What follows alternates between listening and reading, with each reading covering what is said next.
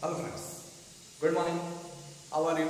आई hope आप लोग बहुत अच्छे होंगे और आपकी स्टडी भी बहुत अच्छे तरीके से चल रही होगी। आज हम लोग बहुत ही इंपॉर्टेंट टॉपिक के बारे में डिस्कस करने जा रहे हैं और उस इंपॉर्टेंट टॉपिक का नाम क्या है? Polynomial. This is so interesting और so easy topic for you. तो चलिए देखते हैं कि आखिर पॉलिनोमियल क्या है। आज के इस लेक्चर में हम लोग ये जानेंगे कि आखिर पॉलिनोमियल कहते किसे हैं, पॉलिनोमियल को हम रिकॉग्नाइज कैसे करेंगे। ठीक है, आज हम इन सब के बारे में डिस्कस करेंगे। तो चलिए देखते हैं। Without wasting time I come on topic polynomial. ठीक है, चलिए। पॉलिनोमियल नाम से पता चल रहा है कि पॉलिनोमियल दो वर्ड से मिलकर बना हुआ है। It is made up of two words. एक वर्ड आपका क्या है? पॉली, और दूसरा वर्ड क्या है आपका? नोमियल। ठीक है, यानी polynomial is made up of the two words poly and नोमियल। Poly का मतलब क्या होता है? पॉली मीन्स होता है मेनी। पॉली का मतलब मेनी, और नोमियल का मतलब क्या होता है? टर्म्स। नोमियल का मतलब क्या होता है? टर्म्स, या हम कह सकते हैं पार्ट्स। ठीक है, टर्म्स और पार्ट्स। यानी हम कह सकते हैं polynomial is made up of the two words poly and नोमियल। Poly means many and नोमियल means parts और टर्म्स। ठीक है, यानी इसका मतलब क्या हो गया कि जब बहुत सा टर्म, मेनी का मतलब बहुत सा, तो जब बहुत सा टर्म या बहुत सा पार्ट आपस में कंबाइन करता है, ठीक है, आपस में कंबाइन करता है, तो इसके कॉम्बिनेशन को, यानी combination of the number of terms is called polynomial. उसको हम क्या कहते हैं? पॉलिनोमियल का नाम देते हैं।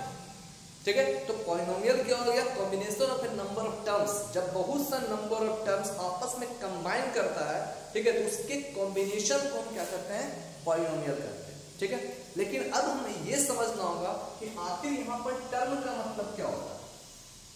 ठीक है, टर्म का मतलब क्या होता है, क्योंकि अभी पॉलिनोमियल के डिफिनेशन से हम समझ रहे हैं कि जब बहुत सा टर्म आपस में कंबाइन करता है तो इसके कॉम्बिनेशन को हम पॉलिनोमियल कहते हैं। ठीक है, इसलिए कॉम्बिनेशन, इसलिए पॉलिनोमियल को समझने के लिए हमें टर्म को समझना जरूरी है। ठीक है, तो पहले हम ये जानेंगे कि अब कि टर्म कहते हैं किसको? टर्म का मतलब क्या होता है? ध्यान दीजिए, टर्म जो होता है, टर्म क्या है?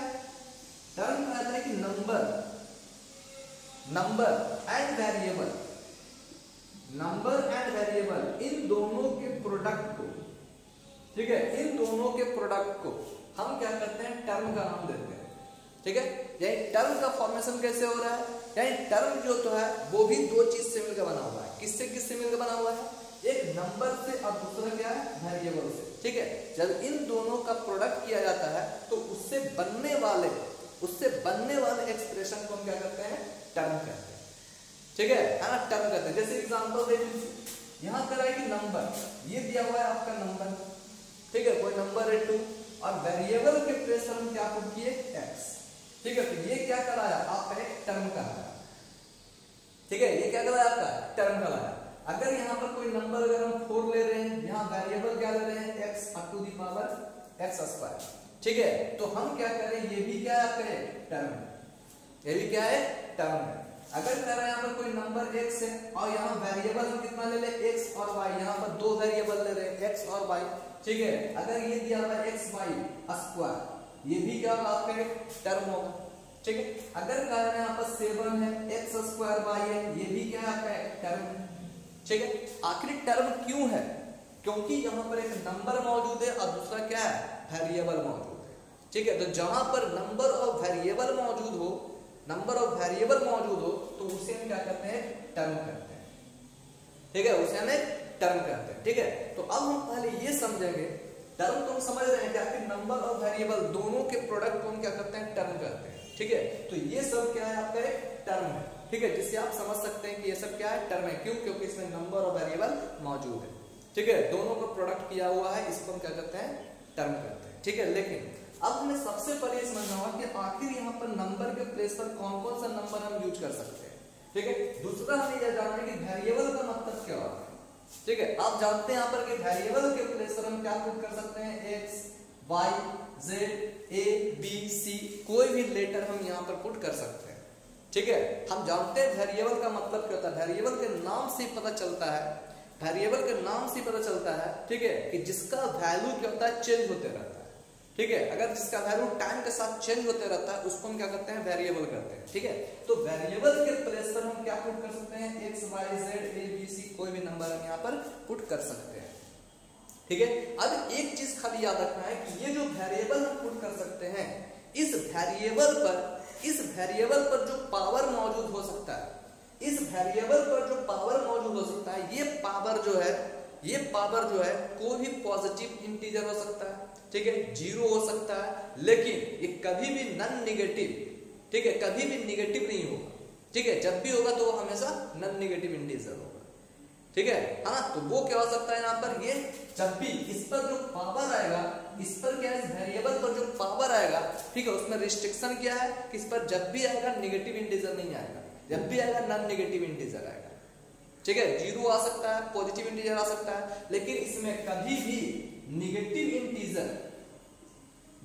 इंटीजर या फिर फ्रैक्शंस, नेगेटिव इंटीजर या फ्रैक्शन ये इस पर मौजूद नहीं हो सकता, ठीक है ना। टर्म के लिए एक कंडीशन क्या है, एक रिस्ट्रिक्शन क्या दिया हुआ है, एक लिमिटेशन क्या दिया हुआ है कि ये जो वेरिएबल पर जो पावर मौजूद होता है, वेरिएबल पर जो पावर मौजूद होता है वो क्या हो सकता है, नॉन नेगेटिव होना चाहिए, है ना। वो क्या होना चाहिए, नॉन नेगेटिव होना चाहिए, नेगेटिव इंटीजर नहीं होना चाहिए, ठीक है, या फ्रैक्शन में नहीं होना चाहिए, ठीक है। क्योंकि अगर वो फ्रैक्शन में होगा या या नेगेटिव में होगा तो वो आपका क्या होगा, टर्म नहीं होगा, ठीक है, टर्म नहीं होगा। बस आपको क्या करना है, इस लिमिटेशन को याद रखना है, ठीक है, कि नेगेटिव नहीं होना चाहिए और फ्रैक्शन के रूप में इसका पावर नहीं होना चाहिए, ठीक है। तो वेरिएबल आप समझ रहे हैं कि समय के साथ, टाइम के साथ जो वैल्यू अपना चेंज करता हो उसे हम क्या करते हैं, वेरिएबल करते हैं, ठीक है। और वेरिएबल पर जो पावर होगा वो हमेशा क्या होगा, नॉन नेगेटिव इंटीजर होना चाहिए, ठीक है। ये जीरो भी हो सकता है, ठीक है, पॉजिटिव हो सकता है, जीरो हो सकता है, लेकिन नेगेटिव नहीं हो सकता या फ्रैक्शन के रूप में नहीं हो सकता, ठीक। अब दूसरा चीज क्या याद रखना है कि यहाँ जो नंबर यूज कर रहे हैं, यहाँ पर जो नंबर हम यूज करते हैं, ठीक है, यहाँ पर हम कोई भी नंबर यूज कर सकते हैं, ठीक है। टर्म को इंडिकेट करने के लिए हम नंबर प्लस वेरिएबल का यूज करते हैं, है ना, नंबर और वेरिएबल का यूज करते हैं, ठीक है। तो यहाँ पर वेरिएबल तो हम समझ चुके हैं, लेकिन नंबर के रूप में हम कोई भी नंबर हम यहाँ पर यूज कर सकते हैं। वो नंबर आपका रियल नंबर भी हो सकता है, ठीक है, रियल नंबर भी हो सकता है और इमेजिनरी नंबर भी हो सकता है, रियल नंबर भी हो सकता है और इमेजिनरी नंबर भी हो सकता है, ठीक है, रियल नंबर भी हो सकता है और इमेजिनरी नंबर भी हो सकता है, ठीक है। तो पहले अब ये जान लीजिए कि आपके रियल नंबर क्या है और इमेजिनरी नंबर क्या है, ठीक है, रियल नंबर क्या है और इमेजिनरी नंबर क्या है। तो ध्यान दीजिए, हालांकि रियल नंबर और इमेजिनरी नंबर, है ना, के बारे में आप लोग प्रीवियस चैप्टर में पढ़ चुके होंगे रियल नंबर में, ठीक है। हालांकि ये इमेजिनरी नंबर जो है वो आपके सिलेबस का नहीं है, इसे 11th क्लास में पढ़ना है, ठीक है, लेकिन फिर भी थोड़ा सा हिंट ले लीजिए। हालांकि हम यहाँ पर कॉम्प्लेक्स नंबर का बात नहीं करेंगे, केवल रियल नंबर का बात करेंगे, ठीक है। तो ध्यान दीजिए, ये जो इमेजिनरी नंबर है या रियल नंबर है, रियल नंबर किसको कहते हैं, हम जानते हैं कि वैसा number whose square is non negative, जिसका स्क्वायर जो होता है वो नॉन नेगेटिव है। किसी भी इंटीजर का अगर स्क्वायर नॉन नेगेटिव है तो वो आपका क्या होता है, रियल नंबर होता है, ठीक है। लेकिन अगर स्क्वायर रूट अगर नेगेटिव आ जाए तो वो आपका क्या होता है, इमेजिनरी नंबर होता है, ठीक है। जैसे अगर कह रहे हैं यहाँ पर कि x square plus 1 equal to 0, तो एक्स स्क्वायर इक्वल टू क्या होगा, -1, ठीक है। तो देखिए यहाँ पर यहाँ पर जो है एक्स है, यहाँ पर x कोई नंबर मान लेते हैं। अब इस नंबर का स्क्वायर क्या है, -1 आ रहा है। इसका मतलब क्या है यहाँ पर कि x जो नंबर होगा वो क्या होगा, इमेजिनरी नंबर होगा, ठीक है। यानी यहाँ पर x जो नंबर होगा वो क्या होगा, इमेजिनरी नंबर होगा। क्यों, क्योंकि इस नंबर का स्क्वायर जो है वो है ना, वो नेगेटिव आ रहा है, ठीक है। तो जिसका स्क्वायर अगर नेगेटिव आ जाए वो इमेजिनरी नंबर कहलाता है या कॉम्प्लेक्स नंबर कहलाता है, और जिसका स्क्वायर अगर नॉन नेगेटिव आता है तो उसको हम क्या कहते हैं, रियल नंबर का नाम देते हैं, ठीक है। तो पहचानने का सबसे इजी तरीका है, जिसका स्क्वायर नॉन नेगेटिव आ रहा है वो रियल नंबर होगा, जिसका स्क्वायर नेगेटिव आएगा वो इमेजिनरी नंबर होगा या कॉम्प्लेक्स नंबर होगा, ठीक है। इसको पहचानने का सबसे इजी तरीका, ठीक है। अब सोचिए, तो कह रहे हैं यहाँ पर नंबर के प्लेस पर हम इमेजिनरी नंबर या रियल नंबर कोई भी पुट कर सकते हैं, लेकिन हम यहाँ पर अभी इमेजिनरी नंबर का यूज नहीं करेंगे क्योंकि आपके सिलेबस में ये नहीं है, ठीक है, इसलिए हम बात जो करेंगे केवल रियल नंबर का बात करेंगे। अब रियल नंबर में कौन कौन सा नंबर आ सकता है, ठीक है, इसमें सभी नंबर आ सकता है। कौन कौन आ सकता है, देखिए हम जानते हैं यहाँ पर कि रियल नंबर में नेचुरल नंबर भी आ सकता है, ठीक है। नेचुरल नंबर का मतलब क्या होता है, काउंटिंग नंबर को हम नेचुरल नंबर कहते हैं। अब इस काउंटिंग नंबर को अगर हम जीरो के साथ अगर जोड़ दें, ठीक है, अगर इस काउंटिंग नंबर में अगर जीरो भी ऐड कर दे तो वो अब क्या कहलाता है, होल नंबर कहलाता है, ठीक है। अब क्या कहलाता है, ये होल नंबर कहलाता है, ठीक है। अब सोचिए, अब इस होल नंबर में अब हम क्या करते हैं, अगर ये जो नेचुरल नंबर है, इस नेचुरल नंबर का हम क्या करते हैं, positive of natural number, positive of natural number, और क्या है, निगेटिव ऑफ नेचुरल नंबर, ठीक है।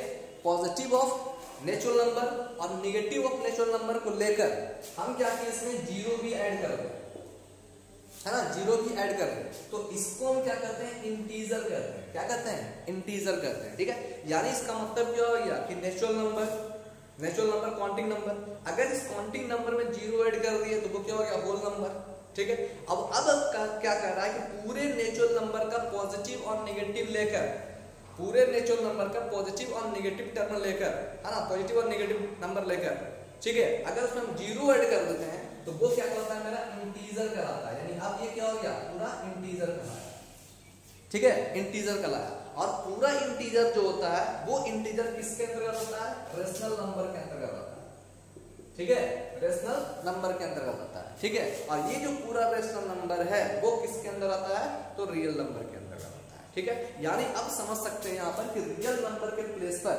ये जो आपका नंबर है, ये नंबर क्या होगा, रियल नंबर होगा, क्योंकि रियल नंबर, हाँ, ये नंबर के प्लेस पर रियल नंबर और इमेजिनरी दोनों हो सकता है। हम यहाँ पर अब इमेजिनरी नंबर का यूज नहीं करेंगे, इसलिए हम यहाँ पर बार बार अब रियल नंबर ही केवल बोलेंगे, ठीक है। तो यानी अब यहाँ पर हम रियल नंबर, यानी नंबर के प्लेस पर हम रियल नंबर का यूज करेंगे। और ये रियल नंबर क्या हो सकता है, नेचुरल नंबर हो सकता है, होल नंबर हो सकता है, इंटीजर हो सकता है, रेशनल हो सकता है, ठीक है। क्यों, क्योंकि ये सब जो होता है वो रियल नंबर के अंतर्गत आता है, ठीक है। इसलिए हम यहाँ पर जो किसी भी नंबर का हम यूज कर सकते हैं, ठीक है, किसी भी नंबर का यूज हम कर सकते हैं, ठीक है। इसलिए अब टर्म के बारे में आप समझ चुके होंगे कि टर्म का मतलब क्या हो गया, कि नंबर और वेरिएबल के प्रोडक्ट को हम क्या कहते हैं, टर्म या पार्ट्स कहते हैं, ठीक है। अब एक चीज अब अगर वेरिएबल तो आप समझ गए एक्स वाई जेड, ठीक है, इसका पावर जो हो सकता है वो जब भी होगा तो पॉजिटिव हो सकता है, जीरो हो सकता है, लेकिन नेगेटिव नहीं हो सकता है या फिर फ्रैक्शन नहीं हो सकता है, ठीक है। अच्छा, एक चीज अब यहाँ पर जो वेरिएबल हम यूज कर रहे हैं, ठीक है, ये वेरिएबल एक भी हो सकता है, एक से ज्यादा वेरिएबल भी हो सकता है, ठीक है। जैसे यहाँ देखिए, ये आपका दिया हुआ है केवल एक वेरिएबल है, ठीक है, एक वेरिएबल है जिसका पावर कितना है, 2 है, ठीक है। यहाँ पर देखिए वेरिएबल यहाँ पे कितना है, यहाँ पर 2 वेरिएबल है, एक्स एंड वाई, ठीक है। तो एक से ज्यादा वेरिएबल भी यहाँ पर मौजूद हो सकता है, ठीक है, क्योंकि यहाँ पर कोई कंडीशन यहाँ लिखा हुआ नहीं है। टर्म का मतलब क्या हो गया कि नंबर और वेरिएबल के प्रोडक्ट को हम क्या करते हैं, टर्म करते हैं, ठीक है। तो यहाँ पर वेरिएबल जो होता है वो एक से ज्यादा भी वेरिएबल हो सकता है, ठीक है, वेरिएबल एक से ज्यादा भी हो सकता है, ठीक है। तो देखिए हम, तो ये आपका क्या है, यहाँ पर एक से ज्यादा वेरिएबल है, कितना वेरिएबल है, 2 वेरिएबल है। यहाँ पर कितना वेरिएबल है, यहाँ पर एक्स और वाई 2 वेरिएबल है, ठीक है। यहाँ पर अगर दिया जाए 3xyz², यहाँ वेरिएबल कितना हो गया, 3 वेरिएबल हो गया, एक्स वाई जेड, ठीक है। तो ये आपका वेरिएबल एक से ज्यादा हो सकता है। यानी अब सोचिए कि अब ये वेरिएबल दिया हुआ है और ये आपका नंबर है, तो क्या ये टर्म है, जरूर टर्म है, निश्चित रूप से टर्म है ना। यानी ये क्या है, आपका टर्म है, ठीक है, ये क्या है, आपका टर्म है। यानी हम समझ सकते हैं यहाँ पर कि ये क्या हो गया, आपका टर्म है, ठीक है। तो अब पहचान लीजिए। अब बताइए यहाँ पर ये आपका दिया हुआ 7x⁴ क्या टर्म है, हम कह सकते हैं कि टर्म है। क्यों, क्योंकि नंबर और वेरिएबल पर क्या है, पॉजिटिव इंटीजर, ठीक है, पॉजिटिव पावर है, ठीक है। तो हम कह सकते हैं यहाँ पर ये आपका क्या होगा, टर्म है ना, ये आपका क्या है, टर्म है। लेकिन अगर यही आपसे पूछा जाए 7x⁻², ठीक है, तब क्या कर सकते हैं, ये टर्म आपका नहीं है, ठीक है। क्यों, क्योंकि हम जानते हैं यहाँ पर ये पावर जो है नॉन नेगेटिव है, ठीक है, नॉन नेगेटिव है, और नॉन नेगेटिव करेंगे सर, है ना, ये नेगेटिव है, और हम जानते हैं वो पावर जो है नेगेटिव नहीं हो सकता, ठीक है। ये क्या इसका लिमिटेशन है, इसलिए हम कहते हैं ये आपका क्या होगा, टर्म नहीं होगा, ठीक है। अब सोचिए अगर आपसे पूछा जा रहा है यहाँ पर 7, तो क्या ये टर्म है, 7 क्या ये टर्म है, हाँ टर्म है, ठीक है, कैसे टर्म है? अब आप बोलिएगा यहाँ पर केवल नंबर दिया हुआ है, यहाँ पर वेरिएबल तो है नहीं, लेकिन हम देखिए यहाँ पर क्या करते हैं, इसको लिख सकते हैं 7x टू द पावर 0, है ना, 7x टू द पावर 0। अब x क्या हो गया वेरिएबल, पावर क्या हो गया 0। अब पावर के रूप में क्या बताया आपको, पॉजिटिव भी आ सकता है, पॉजिटिव इंटीजर और 0 भी आ सकता है, तो यहाँ देखिए 0 है, ठीक है। और हम जानते हैं किसी भी, ठीक है, नंबर ऑफ पावर अगर 0 हो जाए तो क्या होता है, 1 कहलाता है, इज इक्वल टू 1 होता है, ठीक है, x to the power equal to 0, ठीक है, इज इक्वल टू 1। तो हम कर सकते हैं यहाँ पर 7 इंटू क्या होगा x टू द पावर 0, यानी ये क्या होगा आपका एक टर्म है, यानी 7 जो है वो क्या है, एक टर्म है, ठीक है, वो आपका क्या है, एक टर्म है, ठीक है। हाँ, ध्यान दीजिए। तो अभी हम केवल बात कर रहे हैं यहाँ पर टर्म की बात कर रहे हैं कि आखिर ये टर्म है या नहीं है, ठीक है, टर्म है या नहीं है, ठीक है। अब ध्यान दीजिए, अब कहा जाता है यहाँ पर ये जो 7 जो कहलाता है ये टर्म है, लेकिन इसको कांस्टेंट टर्म कहा जाता है, ठीक है। अब ध्यान दीजिए यहाँ पर एक चीज बात, हम जानते हैं टर्म तो हम समझ गए कि टर्म किसको कहते हैं, टर्म हम समझ चुके हैं कि टर्म किसको कहते हैं, ठीक है। अब ये जानना है कि अगर ये 7 लिखा हुआ है केवल, तो 7 टर्म है या नहीं है?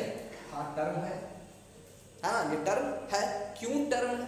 क्योंकि हम जानते हैं नंबर भी है, ठीक है। अब बोलिए वेरिएबल नहीं है, तो वेरिएबल है, लेकिन वेरिएबल पावर कितना है, 0 है, ठीक है। तो हम जानते हैं कि वेरिएबल पर अगर पावर 0 है ना, किसी पर भी अगर पावर 0 आ जाए तो वो क्या कहलाता है, इज इक्वल टू 1 होता है, ठीक है, वो क्या होता है, इज इक्वल टू 1 होता है। तो हम कह सकते हैं यहाँ पर कि 7 का मतलब क्या हो गया, 7 इज इक्वल टू क्या हो जाएगा, 7 into x to the power 0, यानी इसका मतलब क्या है, यहाँ देखिए ये टर्म आया, ठीक है। क्योंकि टर्म किससे मिलकर बनता है, नंबर ऑफ वेरिएबल, यहाँ नंबर ऑफ वेरिएबल है, वेरिएबल पर भी क्या है, 0 चार्ज है, ठीक है। तो पॉजिटिव चार्ज हो सकता, पॉजिटिव पावर हो सकता है, 0 पावर हो सकता है, लेकिन निगेटिव नहीं हो सकता है ना, निगेटिव नहीं हो सकता, फ्रैक्शन नहीं हो सकता, इसलिए क्या होगा, ये आपका टर्म है, ठीक है, क्योंकि इसका 0 पावर है, ठीक है। अब देखिए, अगर यही दिया रहा है यहाँ पर 7 अंडर रूट x, तो इसको क्या लिखेंगे, 7x to the power half. अब यहाँ देखिए ये जो पावर है ये आपका नंबर है, ये आपका x क्या वेरिएबल, लेकिन इस वेरिएबल पर क्या है, फ्रैक्शन पावर, तो फ्रैक्शन पावर में क्या है, इसका लिमिटेशन है, ठीक है। हम बताए थे रिस्ट्रिक्शन में कि इस पर निगेटिव नहीं हो सकता है, फ्रैक्शन नहीं हो सकता, मतलब ये भी क्या होगा, आपका टर्म नहीं होगा, ठीक है, आपका टर्म नहीं होगा, ठीक है। इसलिए हम इस तरह से रिकॉग्नाइज कर सकते हैं कौन सा टर्म होगा, कौन सा टर्म नहीं होगा, ठीक है। अब हम बात कर रहे थे यहाँ पर कि जो 7 है, ये जो 7 है एक टर्म है, ठीक है, इसको थोड़ा सा डिलीट कर देते हैं,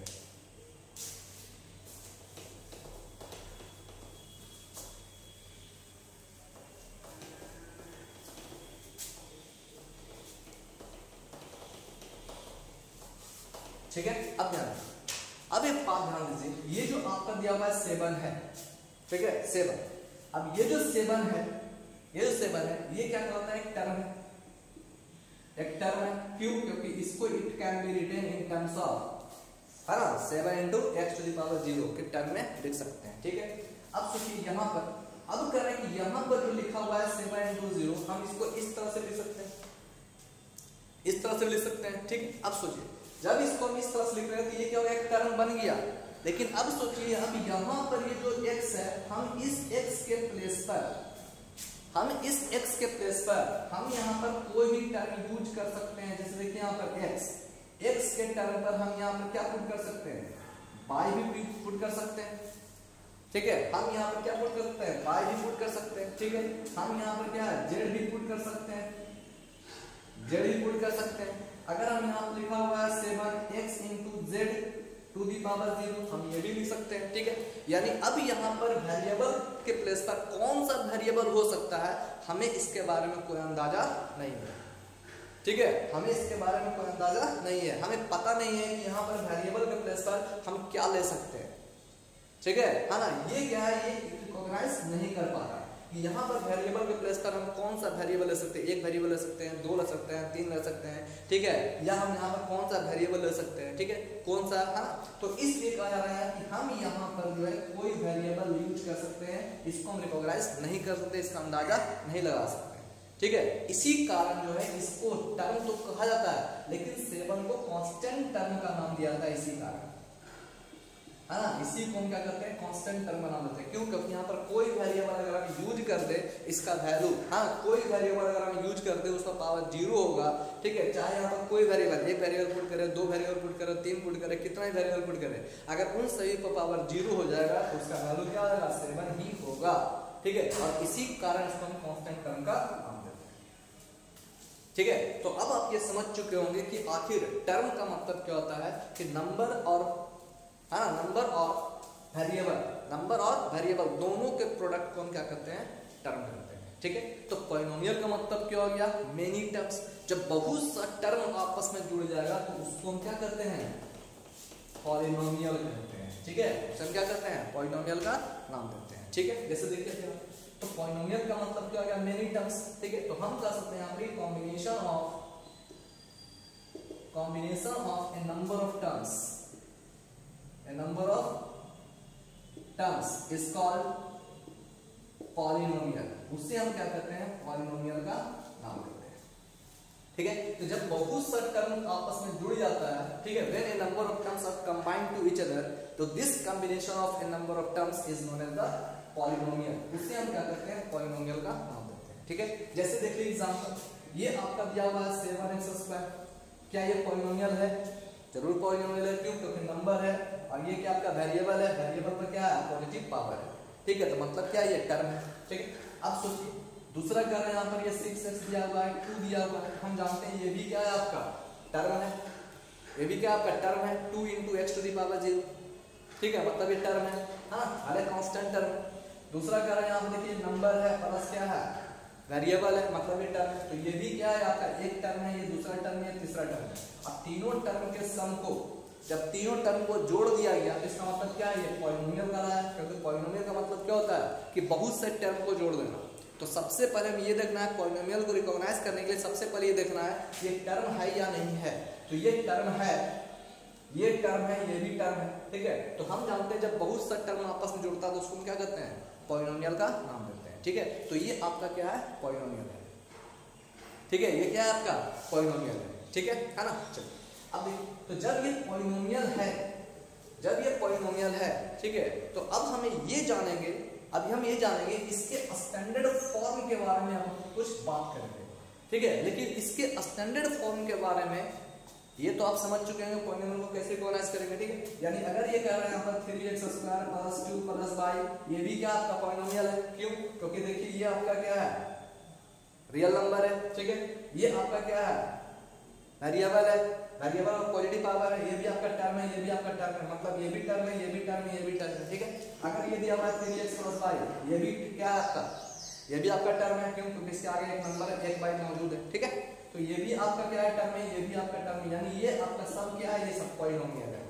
ठीक है, तो इस तरह से पॉलिनोमियल को आप रिकॉग्नाइज कर सकते हैं। ठीक है, अब इसके बाद हम जानेंगे कि स्टैंडर्ड फॉर्म ऑफ पॉलिनोमियल क्या होता है और पॉलिनोमियल को हम इजी तरीके से डिफाइन कैसे करेंगे। ठीक है, तो इसके बाद हम लोग नेक्स्ट लेक्चर में हम ये देखेंगे कि आखिर पॉलिनोमियल को हम डिफाइन कैसे कर सकते हैं, कोएफिशिएंट का मतलब क्या होता है। ठीक है, डिग्री ऑफ टर्म क्या होता है, डिग्री ऑफ पॉलिनोमियल क्या होता है, पॉलिनोमियल का डेफिनेशन क्या होता है, इन सब के बारे में हम नेक्स्ट लेक्चर में डिस्कस करेंगे। ठीक है, तब तक के लिए सेफ रहें। Thank you, and please like, share और सब्सक्राइब जरूर करें। Thank you.